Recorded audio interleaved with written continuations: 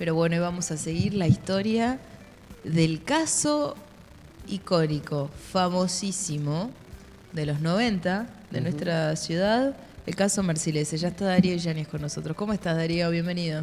Hola, hola Rosario, ¿cómo te va Pancho? Martina, Buen ¿qué tal? día. Y hola, ¿cómo les va a todos ustedes? Vos sabés que la gente está esperando, ¿eh? No me digas. Está esperando. Igual te voy a pedir un pequeño resumen de la parte 1 del caso Marcilese. Bueno, sí, obliga. A ver si lo podemos hacer en 2 minutos. Resulta que fue el 22-23 de junio de 1993. Miren de cuándo estamos hablando, hace mucho tiempo atrás. Casi 31 años. Sí, sí, parece, bueno, es una vida, es prácticamente una vida. Y sobre todo la gente, precisamente, que tiene menos de 30 años, no se enteró. Y que tiene menos de 40, eran niños. O sea que hay que tener más de 40 años para realmente recordar qué es lo que sucedió en 1993 y en 1998, cuando fue asesinado el abogado Miguel Eduardo de Escalada Molina, por el cual en 1998, en noviembre de 1998, fue condenado Pedro Julio Marcilese, junto con él como autor ideológico o autor intelectual. Sí. Inédito. En Salta no se había condenado nunca a alguien por autor intelectual, o sea, el que ordena, Claro. el que encarga matar a alguien. Porque generalmente no se encuentra. Es muy parecido al tema drogas, que no lo vamos a abundar, pero es importante eso, porque siempre se agarra al que perejil. tiene la droga encima. Y el perejil, el que la pasó, el que la tiene en su cuerpo, pero nunca el que ordena, nunca al financista, nunca al gran capo, al dueño del cártel. No. Y acá en Salta se condenó, incluso cuando el fiscal no había acusado. También fueron acusados en aquella ocasión el autor material, o sea, quien mató, de 3 balazos, uno en la mano.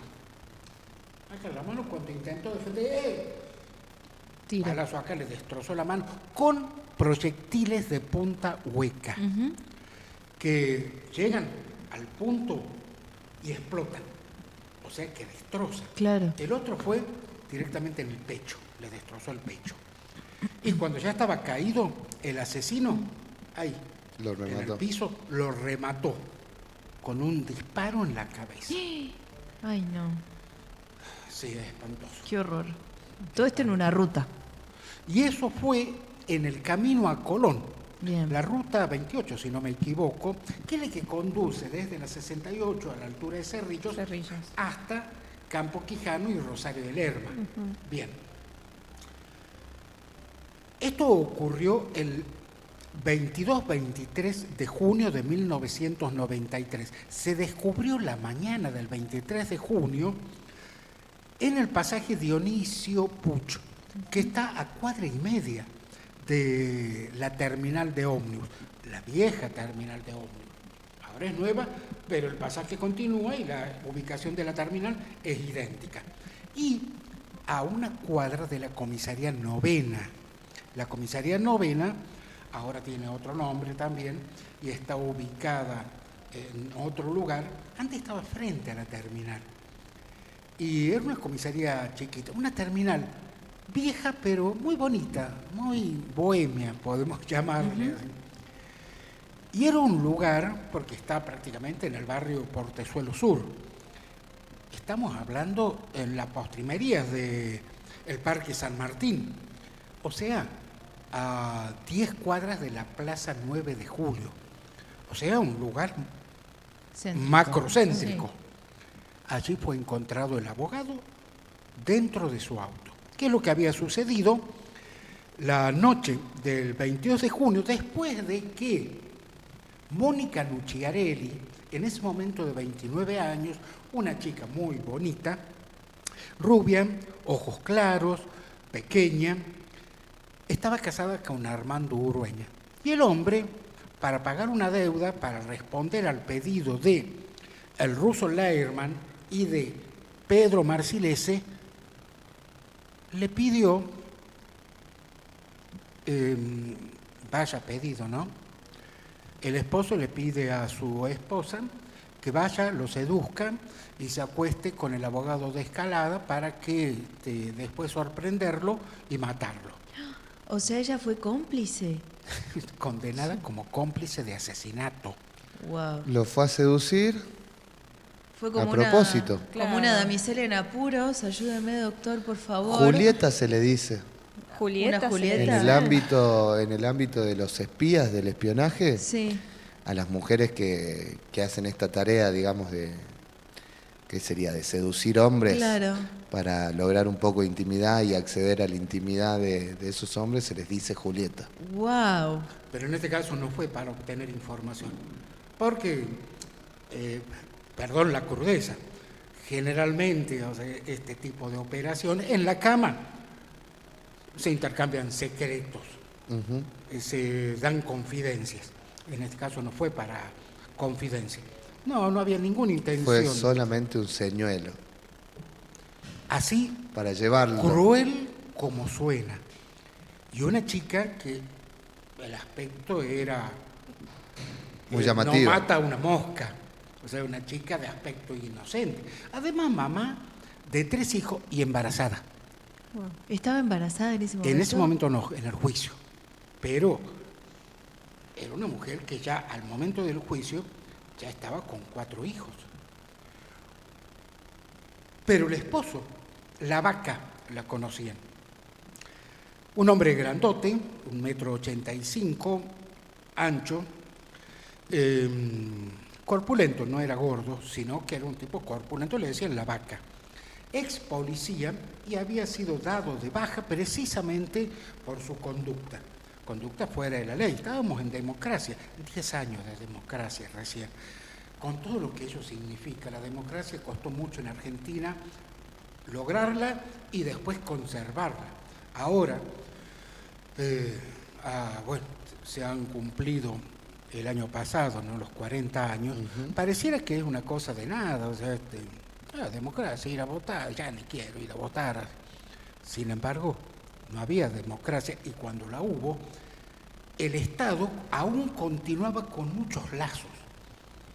Tanto es así que Urueña, que no estaba ya en la policía, lo había sido, dependía sí de un policía, que era el ruso Leierman, tucumano, responsable, entre otros, del transportista Macayone, en Salta, asesinado poco antes que Miguel de Escalada. Nosotros, este es lo que, digamos, sucedió. Pero ¿cómo es que no se...? Porque 1993 a 1998... 5 años. Claro, casi 5 años, en donde el crimen estaba irresuelto. ¿Y qué parecía hasta ese momento? ¿Un crimen pasional justamente por salir con esta mujer? Y entonces el marido se enojó. ¿Eso se pensaba? En ese momento solamente se sospechó, incluso la viuda,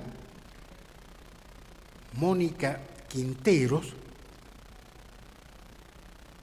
directamente ella, los familiares de él, los familiares de ella, estamos hablando de familias tradicionales, el apellido Escalada, Molina, Quinteros, estaban relacionados incluso con el padre de quien fue el gobernador posteriormente, hace poco, Juan Manuel Urtubey. En ese momento el juez era Rodolfo Urtubey, muy relacionado con las familias más tradicionales, más conocidas social y económicamente.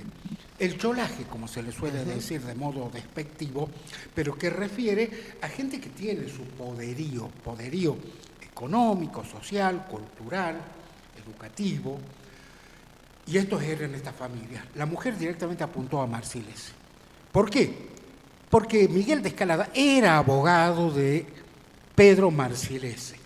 O sea, la mujer del abogado muerto sí sospechó desde un primer momento. Desde el primer momento, y no solamente la mujer, las familias y la opinión pública. Ah, la gente sospechaba también. Porque el juez que intervino en el momento parecía ser como que desconocido. Mirá. Y nosotros siempre vamos a insistir en este punto. Cuando la policía quiere, cuando el fiscal y el juez quiere, cuando no hay intereses económicos, políticos, sociales, sabe de qué se trata. Y sí se sabía. Se insistió tanto en los medios, fue noticia durante mucho tiempo. Misterio en el caso del abogado Miguel de Escalada, típica titular periodístico en la prensa gráfica. Recordemos que en esa época no había redes sociales. Claro. Hasta que en el año 1998, con la información que ya tenían, en un momento un hijo de Pedro Marcilese dijo: el capitán del descubrimiento fue el juez Abel Fleming y los marineros fueron el comisario Walter Maita, que era jefe de la brigada de investigaciones, que se llamaba tal, y eran quienes hacían las investigaciones, no como ahora. El comisario también Martillo Miranda y el sargento Roger Escalante. Ellos tenían la información. Martillo Roldán sabía incluso, cuando decimos se sabe, es los informantes, la gente que tiene la policía, dijo, sí, la mujer fue a verlo. Se conocía que Miguel de Escalada era mujeriego y que no resistía. Una mujer bella no la resistía. Y ahí lo que pasó fue que intentó él. Muchos hombres piensan eso, que los hombres son los que conquistan. En realidad el hombre no conquista nada. Se deja conquistar. A lo sumo. A lo sumo. A lo sumo. La mujer lo sedujo. Ese era su objetivo. Y logró llevarla al motel Las Palmeras, en el camino a la isla. Todo eso es materia que es judicial, por eso mencionamos. Todo lo que vamos a mencionar fue escrito. Está en los expedientes. Está en el expediente. Yo particularmente participé del juicio, en parte de la investigación, y lo que sucedió después, porque sucedió mucho después. Les anuncio a ustedes que siempre me dicen, Darío, nos pasamos, ya va media hora. Yo no sé si vamos a llegar al segundo capítulo y concluirlo, porque estos policías, por ejemplo, Martillo Miranda, estaba disfrazado de linchera para, fuera de la casa donde vivía el matrimonio Urueña, Nucciarelli, los 3 hijos, la mujer embarazada, en San Remo, estamos hablando acá de Salta, la ciudad de Salta, disfrazado de linchera, seguía los pasos, estaba ahí, estaba siguiendo cada uno de los movimientos, hasta que tomó el caso el juez Abel Fleming, continúa siendo juez, ¿no? En ese momento tomó el caso. El sistema procesal, el código procesal era totalmente diferente. El que llevaba adelante la investigación... Era el juez de instrucción. Pero para, pues me hace perder, Darío. Ay, perdón. Está el policía, es que me está diciendo, el policía se va a San Remo a seguir a Urueña, al matrimonio Urueña, sí, para seguirle los pasos. Sí. Más allá de que ya sabemos que la investigación la llevaba el juez Abel Fleming. ¿Qué pasa ahí? Dame la acción de lo que pasa. Y bueno, se tenían todos los elementos, entonces se supo. ¿Cómo hacen para atar Marcilese con esto Urueña?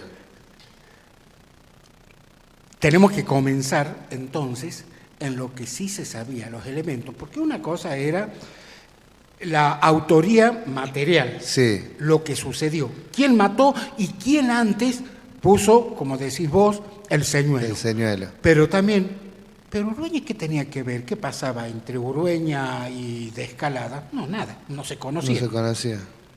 Pero sí se conocían Pedro Marcilese y Miguel de Escalada, el abogado. ¿Por qué? Porque Miguel de Escalada era el abogado de Marcilese. ¿Y por qué era el abogado? No era abogado penal, era el abogado civil y comercial. O sea, De la empresa. era el abogado de la empresa. Tenía muchos abogados.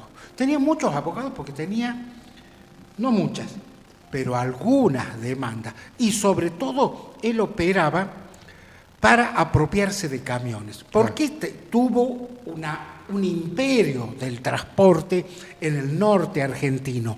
Precisamente porque Pedro Marcilese compraba un camión, pongámosle $90.000, de una fortuna. Lo dejaba prendado. Y después, el negro, podemos decir entre comillas, se lo ofrecía a Francisco. Che, nos conocemos, vos venías a las fiestas, hacía muchas fiestas, Marcilese, y mira, tengo este camión, tiene 6 meses, 1 año, o sea, es nuevo. En vez de 90, te lo dejo a 45.000. Pero en 3 veces, en 3 pagos. La otra la prenda 5 años, ponele. Entonces, yo te doy el camión.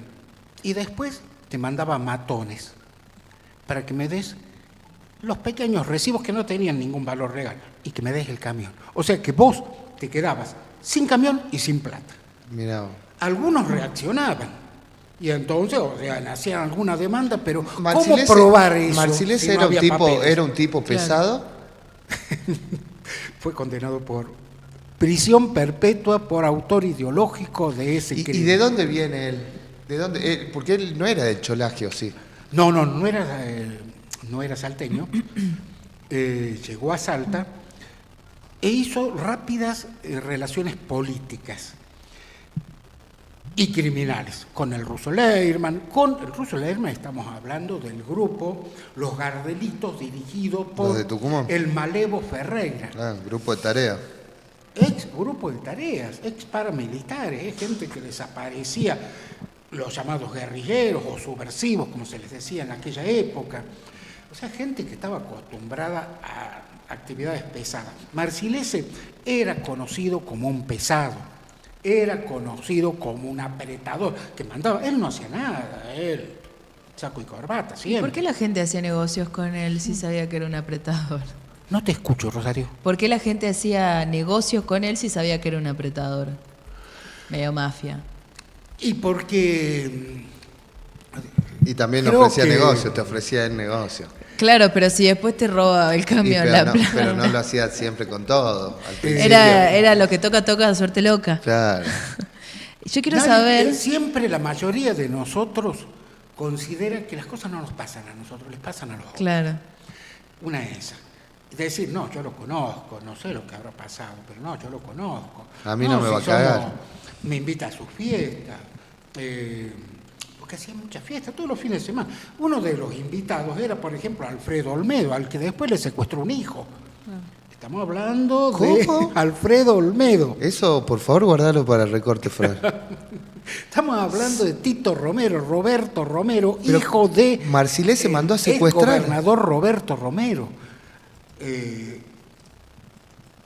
En el expediente figuró precisamente el secuestro de uno de los hijos de Alfredo Olmedo. En ese momento,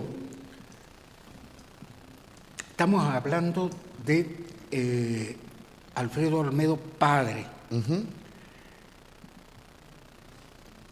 El Wow. hijo era otro Alfredo Olmedo al cual lo secuestró. Ambos eran productores agropecuarios en la misma zona, en la actual.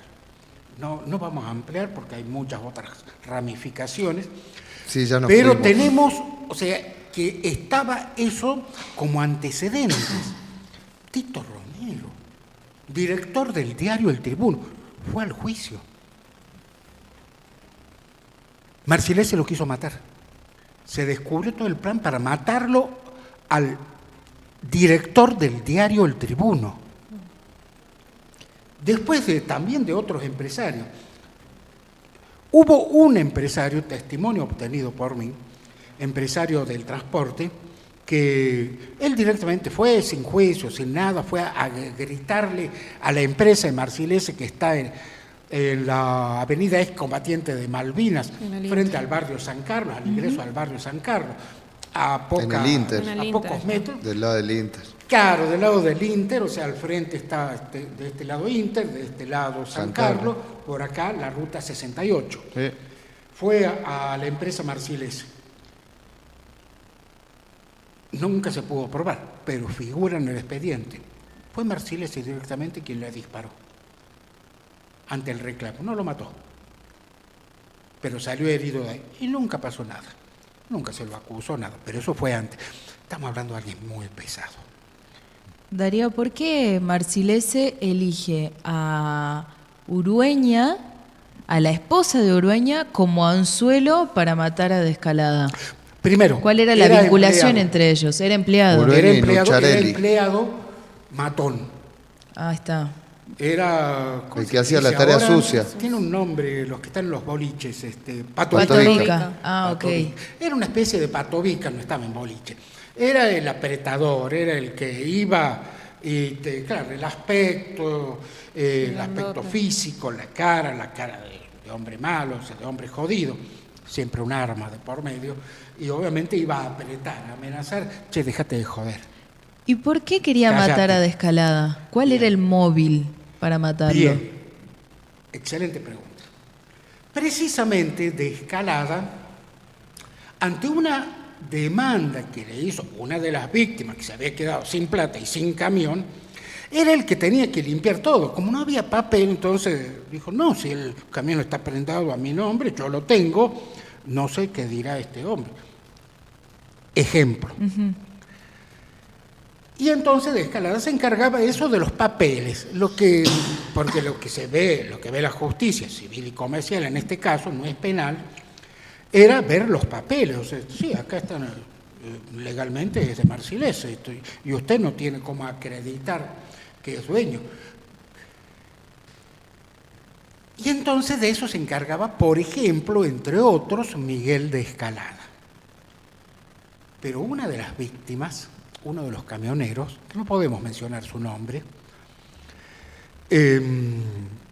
simplemente por respeto a su figura, porque está fallecido, en este caso. Era muy amigo de la familia de los Descalada y Quinteros. Llamémosle que se arrepintió, que le golpeó la conciencia, que Diosito, viste, le dijo, no podés hacer eso. La cuestión es que Descalada dijo, no voy a hacer esto. No te voy a emprolijar este quilombo. Y fue amenazado por Marcilese. Y entonces se enojó Descalada. Y habló con la víctima, con el camionero por empresario de transporte, y le dijo, yo voy a salir como testigo tuyo. O sea, era el testigo de la mafia. Ustedes han visto tantas películas acerca del testigo protegido o matar al testigo, el que vio o el que conoce, el que maneja información. El que tiene acceso acá a los papeles, sí tenía, además. exactamente. Era el fin al menos el proceso en su momento. Ahí fue cuando Marcilese decidió, tengo que deshacerme de Miguel Descalada. Y porque sabía mucho. Y se lo encargó al ruso Leirman. Y el ruso Leirman entonces pensó en lo siguiente. Pensó en la coartada. Los puntos débiles. Todos nosotros, tenemos nuestras debilidades, nuestros puntos flacos, en donde saben que si nos tocan, podemos flaquear. Podemos hacer algo que no queremos hacer. Mario Benedetti decía, no siempre hago lo que quiero, pero sí puedo no hacer lo que no quiero. Un poema de Mario Benedetti.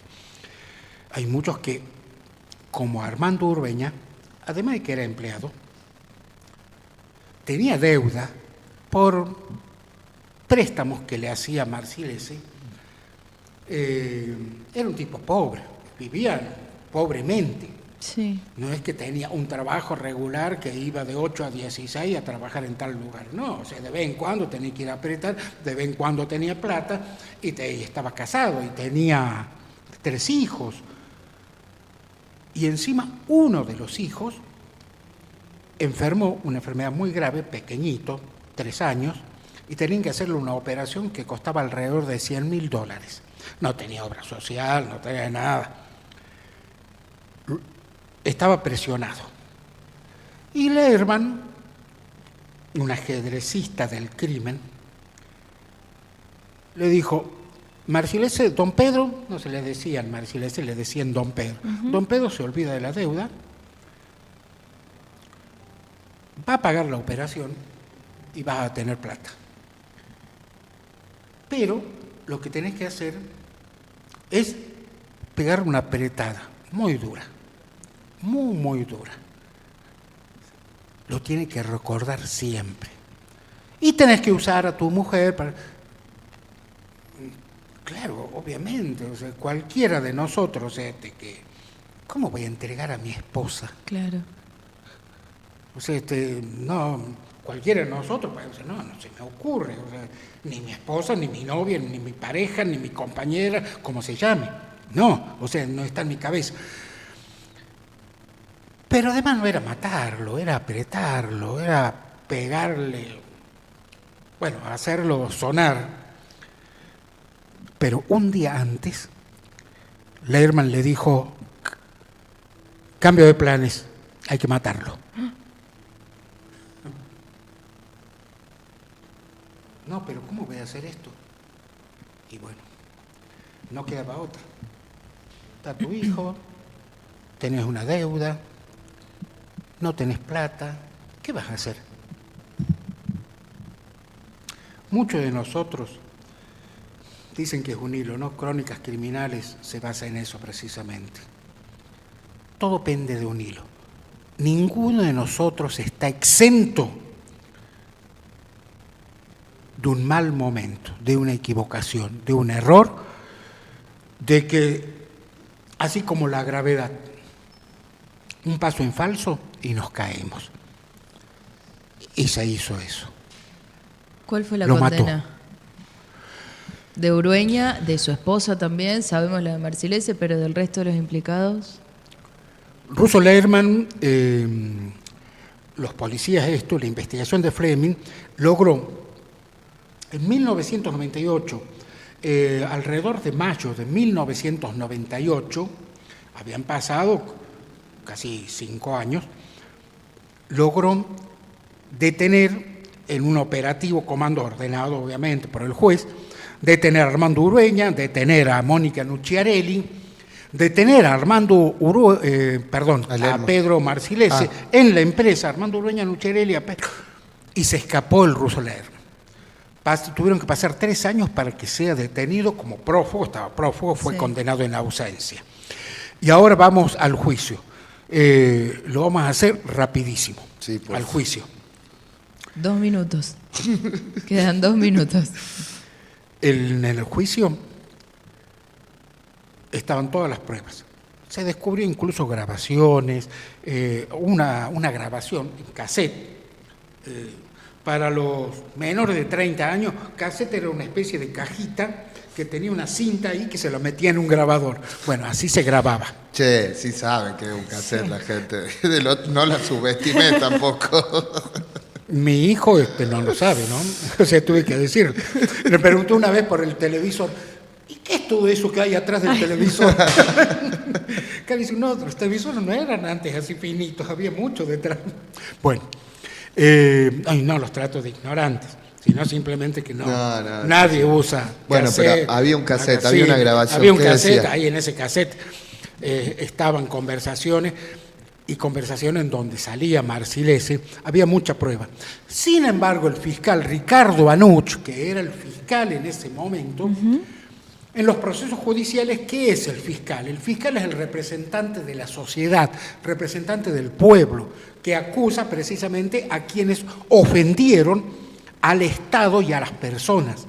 El fiscal Ricardo Anucci era el acusador, como todos los fiscales. Hasta el día de hoy continúa haciendo lo mismo. El Ministerio Público Fiscal, donde están los fiscales, defiende a la sociedad, defiende a las personas.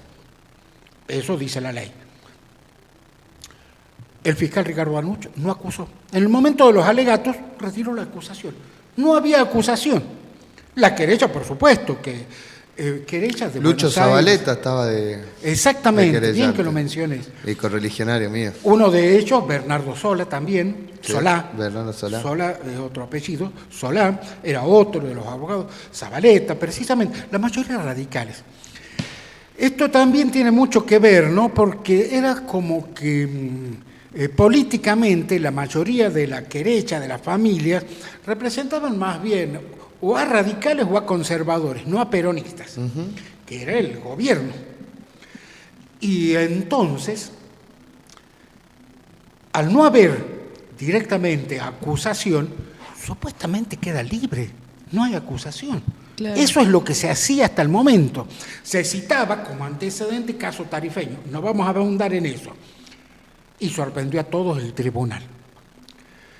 Héctor Alavila, la Cámara 1, Héctor Alavila, el abogado Jorge González Ferreira, que lamentablemente se suicidó en el Club 20 de febrero, años después, y otro juez que no recuerdo el nombre ahora, resulta que lo condenaron. Inédito, se sentó jurisprudencia a partir de ello. Y condenado tuvo que ir a la justicia. Tuvo que ir preso. Tuvo que ir al penal de Villa de las Rosas. Sí se denunció concretamente que hubo muchos casos de favorecimiento de cárcel VIP. Incluso se decía que tenía pileta pelo pincho. Tenían un pabellón especial. Marcilese, Nucciarelli, Urueña, Torrico, que ya estaba entre ellos. Tenían un pabellón especial. Y después se le dio la prisión domiciliaria y en el año 2022, hace 2 años, falleció. Pobre, solo, totalmente despojado, porque hasta los hijos de Pedro Marcilese le quitaron la fortuna que tenía. Sí, se quedaron con la empresa. Tremendo, Darío. Bueno, tenés mucho trabajo, Frank, que estás del otro lado. Sí. Tenés que hacer un recorte sintetizando esto porque es muy valioso para que lo tengamos en las redes sociales, recordar este caso. El padrino un poroto al lado de don Pedro, dicen por acá. El padrino un poroto. La empresa continúa, ¿no? Sí. Tienen a cargo los hijos. Hijos que uno de ellos condenado. En el juicio se revelaron que, por ejemplo, don Pedro Marcilese era un hombre muy cruel con sus hijos. Uno de los hijos gay, y entonces lo castigaba para que deje de ser gay. Claro. Y incluso los dejaba afuera. Los castigos eran dejarlo en noches heladas, en calzoncillos, al sereno. Para que se hagan macho. Y sí, mira vos, ¿no? Mira esa expresión. Suena increíble esa expresión. Muy frecuente. En esa época todavía más. Sí. O sea, yo aplaudo la masculinidad, pero el tema ese del macho me parece detestable en todo sentido. No existe el macho como tal. O sí existen y están ahí en el penal de Villa Las Rosas por pegarle a mujeres o a chicos. Darío, muchas gracias.